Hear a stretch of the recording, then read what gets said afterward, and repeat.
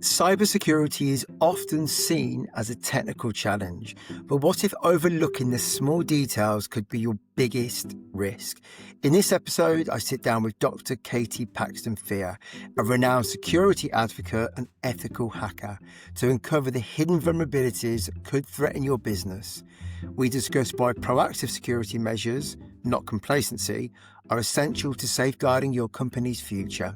This is a must listen for every CEO who wants to stay ahead of potential threats and ensure their business is secure. Sit back and enjoy. Katie, welcome to the pod. I know you've been a busy lady the last couple of months, so I appreciate you carving out some time to speak with us today. Before we dive into some questions, why don't you just give us a quick intro into you and what you're up to at the moment? Yeah, definitely. So my name is Dr. Katie Paxton-Fear. I am a security advocate at SEMGRET, which means I have the very cool job of being able to travel everywhere and tell people why security matters, what ways they can get easy wins in security, how they can improve their security, and what the latest threats, risks are actually going to be attacking them in the next 12 months. I'm also a content creator. I create YouTube videos teaching other people how to get into cybersecurity. And in my free time, what little I have, I am an ethical hacker. I hack companies before the bad guys do. So I find the vulnerabilities before they do and they can get fixed. I always describe my job as I used to make applications and now I break them. Cool. And I say this at the beginning of every podcast because I've been very fortunate to have some really good guests on, but really excited about this one in particular. In our community, we do a lot of polls and asking questions to listeners, and hacking is always right up there with what people want to hear about. So really excited to unpack some interesting topics with you. And I'm sure our listeners, which I think I mentioned to you off air a minute ago, is typically CEOs of tech companies. I'm sure there's going to be some really interesting stuff in there for them. So let's kick off. So you mentioned that you're an ethical hacker, so the good type. So for businesses that are listening now, what does that actually? What's that? So an ethical hacker is simply somebody who hacks you and tells you what they did. This could be as part of like a paid engagement. So you can have something like penetration testing where you hire a company or an individual to hack your network over a period of time, usually a week, and reports to you what vulnerabilities they find. This can also be hackers who just randomly email you like, hey, I found a vulnerability, and they don't expect to be paid. They don't expect any kind of paid engagement. You've never spoken to them before. It's just they're trying to do the right thing. And then you've got what I do, which is kind of like this middle ground between the two. So I'm a bug bounty hunter. So I find vulnerabilities and I get paid for the vulnerabilities that I find. They're set up as like programs that have a strategy and budget associated with them. So I still get paid for my findings, but it's freelance. So I'll get paid something like $1,000 or £500 for something I found, and I can find vulnerabilities in anybody who has a bug bounty program. So this includes places like Uber, the US Department of Defense, who, kind of more startup-y, kind of like small businesses, all the way up to like Salesforce, right? So there's a really big range of companies and range of organizations that I work with because I can essentially work with whoever. I also have the freedom to go, actually, I don't really care about doing bug bounty hunting this month. I can go do something else because I have a full-time job. So my income isn't completely dependent on it. But actually ethical hacking, like as a activity that people do, really does differ on what end of the spectrum. Is it paid or unpaid? Are you disclosing a vulnerability because you want to make the world a better safe? Or maybe you're a customer, all the way up to, paid formal engagements with contracts that you have to sign and NDAs in place. One thing that always fascinates me is, how did you get into this world? Is it something you growing up? It's something you were attracted to, or what's been that journey? I got in completely by accident. I never intended to. My background is I was a developer. Okay. So I went to university for computer science. I finished university. I went and worked at a company. And I was paid well. Like I was paid well for being a junior. My role was interesting. I was working on a lot of interesting problems. And one day I was walking to lunch and I was like, I hate my job. I don't want to be here. Why am I here, actually? This isn't very fulfilling. So, unfortunately, I had this realization in like the middle of winter, and I decided I was going to go do a PhD. Fortunately, because of that, all the PhDs had closed. So, I only had like one choice, and it was in cybersecurity. And that's why I Oh, ended well. up in cybersecurity because I hated my job at the time. I then, when I was midway through my PhD in my second year, I had the opportunity to go to a HackerOne live hacking event, which is where the best hackers in the world are all flown out to one place to hack on one target. In this case, it was Uber. And when I was there, despite knowing absolutely nothing about bug bounty hunting, nothing about hacking, I found my first vulnerability and my second. And I still remember the sort of person from HackerOne coming over to me and saying, Katie, we're giving you $1,000 bounty. And I was like, no, shut up, you are not. And he was like, no, no, no, no. Yep, we're giving it to you. And then they very kindly invited me back at Las Vegas for DEF CON. It's like, I'm not going to turn down going to DEF CON in Las Vegas for free. So I decided to go do that. And then I found even more vulnerabilities. And I realized, hey, this is actually something I'm quite good at. And then throughout the pandemic, I just kind of been sharpening my skills and improving over time and really enjoying it. Well, so it was quite literally by sort of accident. It wasn't really by design. Yeah, But you 100%. found that you have, as you said, a natural talent for it. It's something that you, I think it's one of those things I would kind of describe it as if you're ever a child who like is very big on they get something and they immediately break it and they try and yeah. take it apart.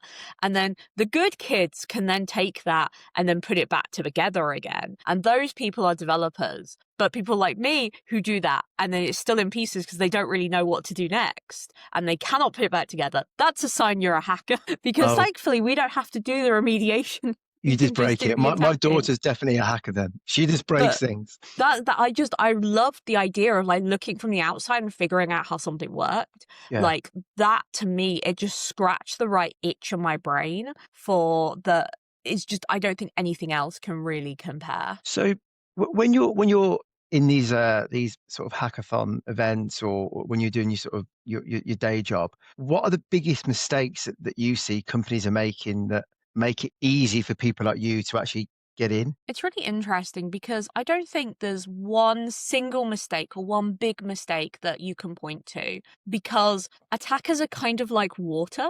They'll find a way in no matter what.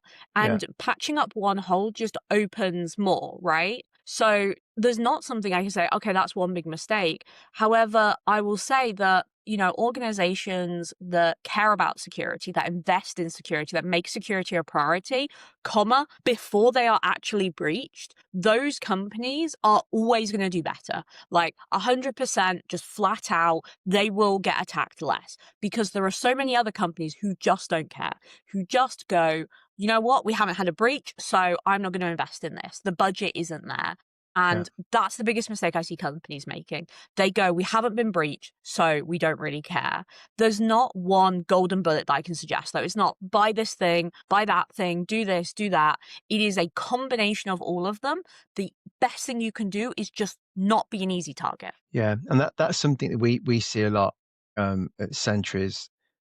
You know, companies who haven't been breached. It's very much, well, we haven't been breached. We'll kind of deal with it when it When it does happen. happens. And then it But as we happens. and it costs, a lot of money. We've seen like JLR and have to close down big operations. So it's interesting. And I do think you think that mind shift is shifting slightly. We are seeing more companies taking that more proactive approach. Is that something that you're seeing as well in Yeah, your and I kind of think some practice? of it comes because of the well-publicized breaches in places like the retail industry this Yeah, year. JLR, Hack, it was on the front page of BBC News. The yeah, government is still dealing with it. The government is dealing with not just JLR, but also their suppliers as well. And yeah, they're talking about bailing them out.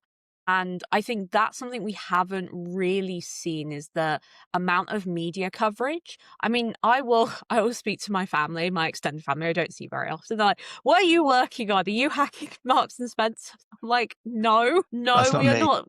We are not doing that. But they are more aware. They're more Yeah, aware of cybersecurity in their life.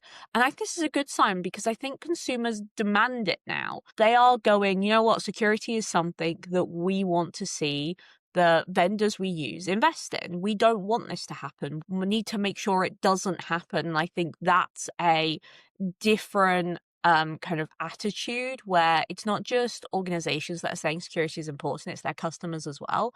And it makes it a lot easier to justify a cost like security when it's not just weird security nerds in basements suggesting it. It's the customers as well. It's Yeah. revenue generating. And do you see companies, and this is a topic that always gets brought up in this pod, but companies that are, on paper secure, so they've been through a SOC 2, whatever it might be, an ISO.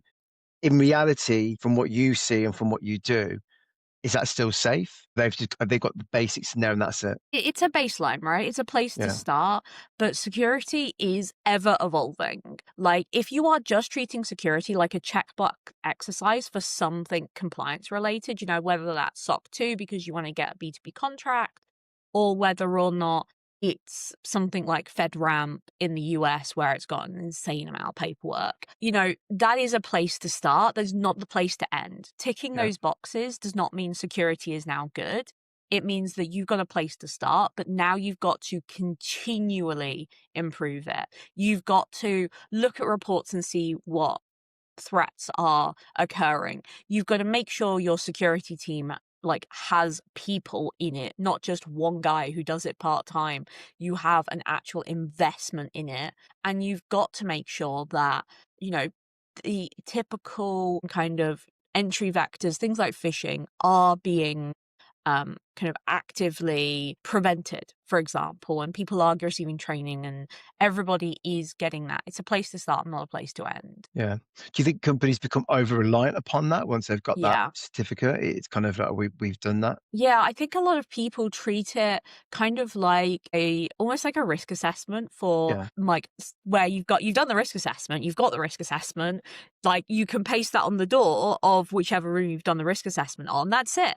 Well, no, you've got to make sure that one that's continually up to date, that you are constantly assessing the risks and that you are making changes where they need to get made. But I do think a lot of organizations kind of forget that and they go, well, I've got the piece of paper, so that means I'm golden. And it's just, no, you've got to invest. There is no other, you've ticked a box. Like, attackers aren't going to be put off because you have a SOC 2 certificate or a SOC Yeah. 2 logo on your website. They are still going to try and come at you, and you've got to be prepared for that. Yeah. And I guess the best example, all these companies that we've seen recently, we mentioned JLR, we mentioned M&S, Monsoon is another one. They've all, I assume, have gone through, they'll have all the certificates on the wall. They'll have gone through SOC, that have gone through ISO, but they've still been breached. Yeah.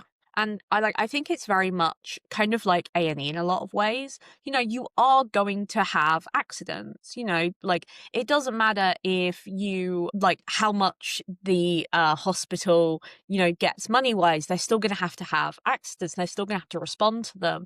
And the skill is in how they respond, right? It's being calm under pressure. It's knowing what to do. It's having team members who can instantly triage something and then come together.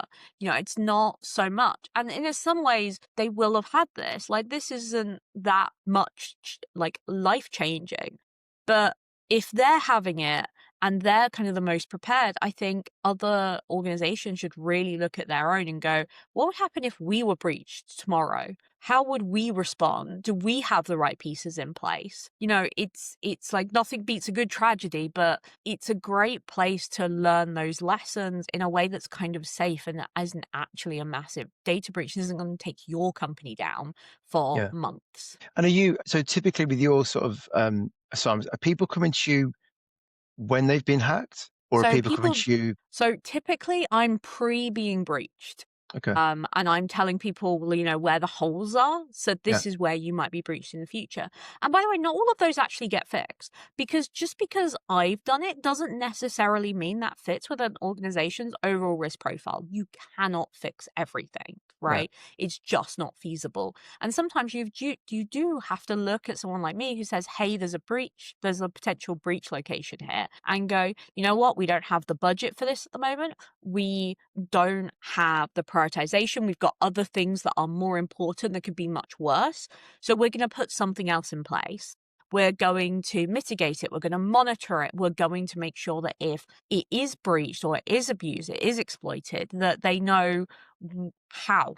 So it really is more about that kind of risk mitigation side. I'm showing people risks. That doesn't always mean you actually fix those. Though thankfully I don't have to be doing remediation. I think the folks who do remediation are incredible. A lot of people say, "Oh, I want to be a hacker, I want to be a hacker, I want to be a hacker."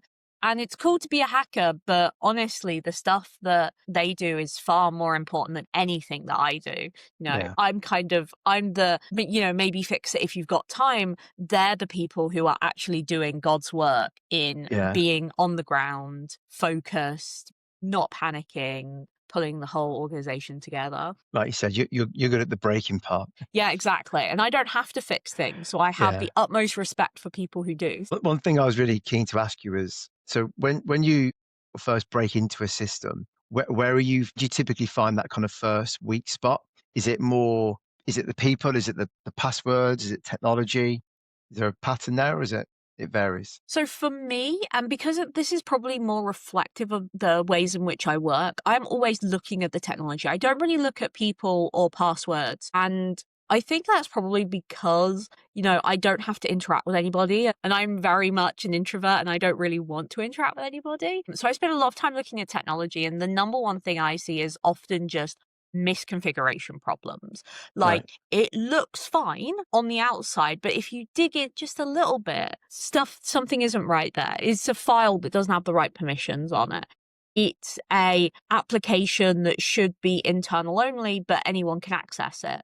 It's it's these little things. And I would say honestly, what I do is I find the little mistakes. They have big security consequences, but for the most part, they are not massive vulnerabilities. They are, forgotten lines of code. They're something misconfigured ever so slightly wrong. That's where I find a lot of my vulnerabilities. Yeah. It's funny because that's a recurring theme throughout all of the podcast shows that we've done so far is people saying, experts like you saying, it's most of the time it's the simple stuff. It's not, I think we have this perception of, hackers in hoodies and, they're on their computers doing some really, sort of intricate coding thing, but a lot of the time it's literally a phishing email. It's like you said, some a misplaced password or something. So it's typically not the more sort of complex things that I think we imagine it would be. But yeah, that's been an interesting sort of reoccurring message from all of our guests so far. If we think about sort of practical terms, Katie. So if I'm a CEO of a growing company, what would be like the one thing that you would recommend that they could do, immediately this week that's going to be it's going to make their business harder to hack? Is there any sort of one thing? Read reports about the EU recently published their threat landscape report, and it is such a good look at how attacks are happening at the moment. So, how hackers are getting in, what they're targeting, how they're targeting it. I think that's a really great place for honestly anyone to start is read that, look through it, see where you can recognize your business in that, see if you can start to predict what threats are coming. And even if you don't have a security team, even if you don't have that specialist knowledge, that kind of understanding where you're going to be attacked can be huge, even if you don't necessarily have everything in place. Yeah, I imagine. Are you seeing a rise in AI Yeah, for attacks? sure. Yeah, Yeah. I don't think that's surprising, to be honest, because if no, you look at like attackers, they kind of weirdly enough mirror the corporate world. Like we saw ransomware as a service really the kind of like one of the main themes from 2020 to like 2023 or whatever. It's not nowadays the ransomware gangs are running these operations on behalf of other criminal groups. We've also seen the rise of like these groups have an HR process and they have jobs and they advertise jobs in ransomware gangs on like your standard job ad website, right? Like you can apply for one on an Indeed. And in some ways, if you look at organizations who are trying to leverage AI, figure out where AI fits in their kind of overall strategy, where they want to use it, where they don't want to use it, it should actually surprise us that attackers are having those same discussions of how do I use AI effectively? There was a recent report that Anthropic put out about Claude. It was, I think it was the security, I think it might be called the security report. It was published in August last year. And they recorded how Claude was being used by attackers, and it was being used for things like researching. Like, here is the company, here's how we should approach it. So we're already seeing attackers trying to leverage AI and figure out where AI fits in their workflows. This isn't even talking about the fact that they can now vibe code malware. And in addition, they can have hack bots that are finding these exploits for them. Is hacking going to be something that experts do? It's going to be something that anyone can. And that's a really scary thought. Yeah. It's quite funny though to think that they're using a chat GPT or an Yeah, it equivalent is. to actually think about, tell me how so I could hack into How this how do I hack this company, company. Yeah. ChatGPT? Please explain it to me, because I don't know what I'm doing. Have you had to, I assume that you've probably had to upskill a lot in terms of the AI side of things because it's accelerated so quickly onto the scene. Yeah, except for I had like a little helping hand. My PhD is in AI. That's the world I Oh, came okay. from. Okay. So prior to this, and this is why I kind of accidentally ended up in security, I was actually looking for a PhD in AI and natural language Right. processing. So there has been a lot of upskill because obviously quite a lot has changed since, it's kind of weird to have my little research area go from being very obscure to being now the poster child of AI. And what we think about when we think of AI is now Yeah. chatbots, right? So that's been kind of fun, but that I'm always learning, like 100%. You never stop, especially in cybersecurity. You never stop learning. Yeah. You never have that. Oh, is this a me problem or is it a you problem? No, you learn it anyway because you never know. Yeah. And I know you spend a lot of your time sort of teaching people about hacking and security. What's the one thing that a CEO should be asking their IT team, or if they've got a security team, that they're not typically asking? I think you've really got to make sure that you're measuring effectiveness. It's a very CEO answer, but there is no way that a CEO is really going to be understanding what they're doing day to day. And it can be really tempting to turn around and say, well, if the company hasn't been hacked, they're probably doing just fine. But actually being able to make sure they are thinking about how their effectiveness, how they're using their budget, what they're investing in, whether or not that's through something like a quarterly board report that kind of shows security. A lot of the time it's kind of seen as a cost center, it's seen as like a problem. So if you have security problems, that's bad. Everybody has security problems. Like, it doesn't matter if you spend billions a year on your security or thousands. Simply having the money is not going to stop all security breaches, and you shouldn't expect it to. Instead, it's about how do you make it so when you are attacked, the impact is really small. So what I would say is go ask them to show you what they're doing with security. Like, have them write that up into a report, because it'll probably make them focus on what they're doing too. Show that you're not going to sit there and be like, okay, you can't justify your budget.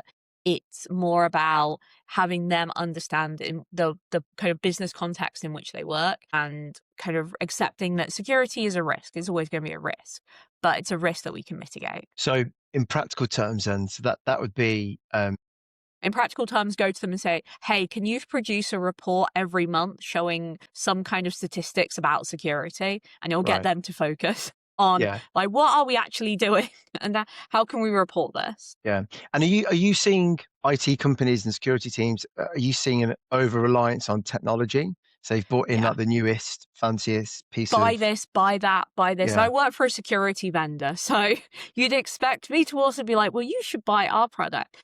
Sometimes it's not about what you buy, it's about yeah, the processes that you are following. And you can get a lot more out of something like an asset inventory, more so than you'll ever get out of any bright, shiny new tool that adds to your workload instead of actually removing from it. yeah. We just mentioned AI a moment ago. What worries you the most about how companies are using AI right now? I think I have a few different concerns. My first concern is very much an over reliance on AI.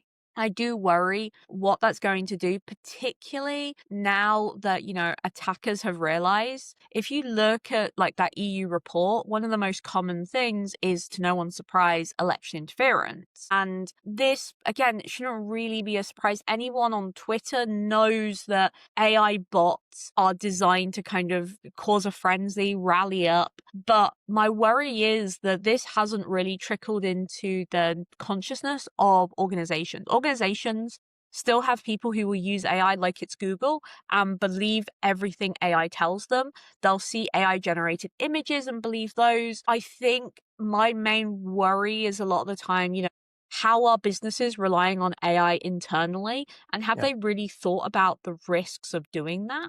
Especially when we know AI can be used for evil, right? We know that AI can be tricked into doing things. The other thing I worry about is if we are reliant on AI tools, how new malware is going to target our AI specifically. So, to use an example, there was a recent breach on NPM, which is a repository for code. It's mainly used by developers. And somebody uploaded, they got access to a bunch of people's accounts and they added malware to a bunch of really popular tools. So, essentially, they downloaded the virus onto a bunch of developers' computers. And it did a lot of things. It went to look for secret stuff, it went to look for crypto wallets, but it also spoke to Claude. Now, Claude code is often something developers are using to help them write code quicker. And what they were doing is they were asking Claude to help them find the secrets wallets, etc. Hey, Claude, can you tell me, or can you make a tool that does X, Y, and Z and run it for me? And Claude did it. Now, in this example, on this particular breach, Claude actually refused. He replied back, I can't help you do that. That's malware. That's bad. It took a change of like 3 words for my security, right? Like that's it. For my security, I want to understand how I'm using secrets or where my secrets might be. And that's all it took for Claude to mhm, turn that no into a yes and actually design that malware. Now, thankfully, for this particular malware, it was stopped really quickly. But I think that's something we're going to see more of. We're going to see AI agents kind of being used as insiders, like accidental insiders, because they do have permission. Like developers granted permission to see all their files because they use it for coding. It might be able to see your email because you've connected it up to Gmail. How you are then vulnerable through your AI use is something that I don't think anyone's really talking about. yeah. That's quite a scary prospect, isn't it? Really, Because we especially the trust fact. AI a lot. We Yeah, give it the exactly. permissions ourselves. We have Yeah, nobody to blame but ourselves. that's what I was thinking. You not only you don't you not only trust the responses it gives you, but you just trust it implicitly in terms of Yeah. the information you're putting in there. So that's yeah, it's quite a sobering thought to think about how that could be utilized. You've I'm sure tested lots of sort of systems in companies big and small. Is there a story that really kind of stands out for you about how unprepared businesses are and probably still probably So I was testing an airport system one time, and it was a system that allowed you to essentially request flybys.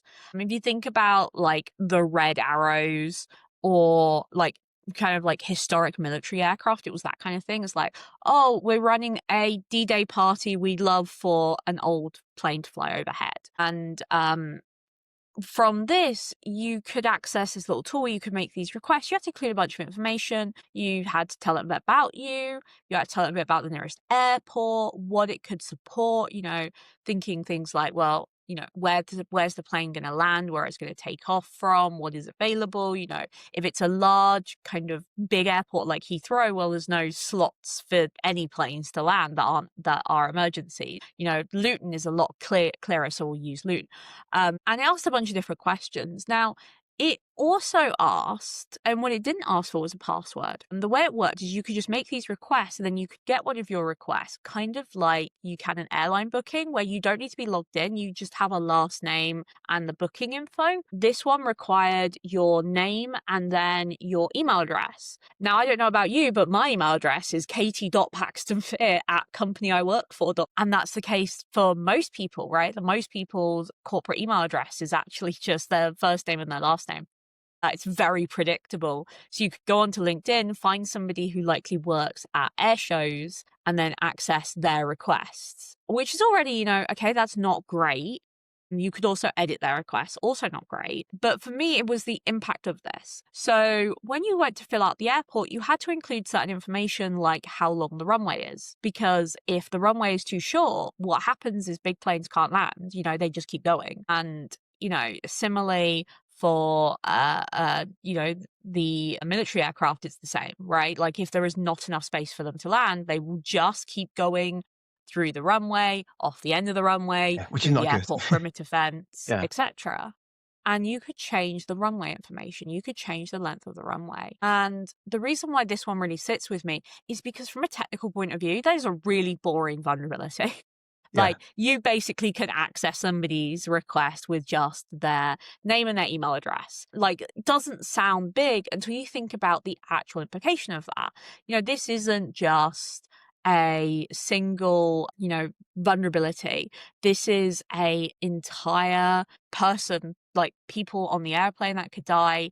You're looking at the loss of millions of pounds of like aircraft. A lot of these aren't repairable. If it goes through the airport perimeter fence, if it keeps going, you've got the general public as well. The impact of this is actually massive. yeah. And I don't think enough people really think about that, right? Because it's like a butterfly effect. A butterfly beating its wings causes a hurricane somewhere else. A single kind of boring technical vulnerability could mean a loss of life. Yeah, and in this crazy world of terrorism, you think that process gets into the wrong hands, and as you say, lives, the cost of the airplanes, etc. It's pretty catastrophic.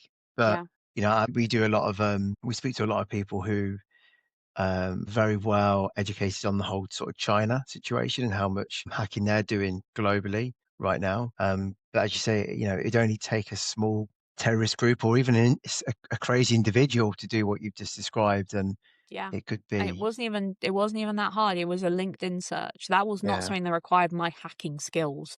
That was something that required me to go into LinkedIn search bar and type in air show and yeah, find somebody who works at an air show. That's it. yeah. So these hackers don't actually have to be that smart, to actually infiltrate some of these systems and do some real damage.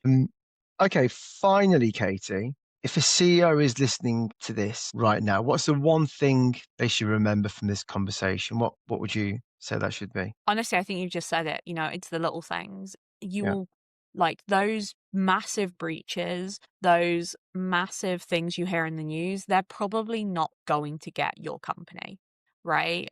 It's going to be something small. It's going to be something little. It's going to be something that was probably actually very predictable and very easily remedied. You need to take steps now to make sure that isn't going to spiral out into a complete hurricane to your business. and It's that go. about making Sorry. those small changes. It's Yeah, making sure they get fixed, prioritizing risk assessment, and investing in security, not just when there's a breach, but before there is one. yeah, and it goes back to your earlier point of asking the right questions and doing these reports on a regular basis. Because you can have all the technology in the world, but if you're not doing the simple basic things, that's where the errors can really sort of creep in. Yeah, and it doesn't matter how much you spend then because you'll still get hacked. It'll just be in somewhere you weren't even looking in the Yeah, first place. yeah. Well, that's a great way to close the show, Katie. Really appreciate your time again. There was some super interesting things I think people can take away. Where can people find you, Katie? I know you're very prominent on LinkedIn. You can Google me. It's one of my proudest things. You Google Katie Paxton-Fear, and then all my stuff shows up. But you can find me on LinkedIn. I'd love to connect with folks.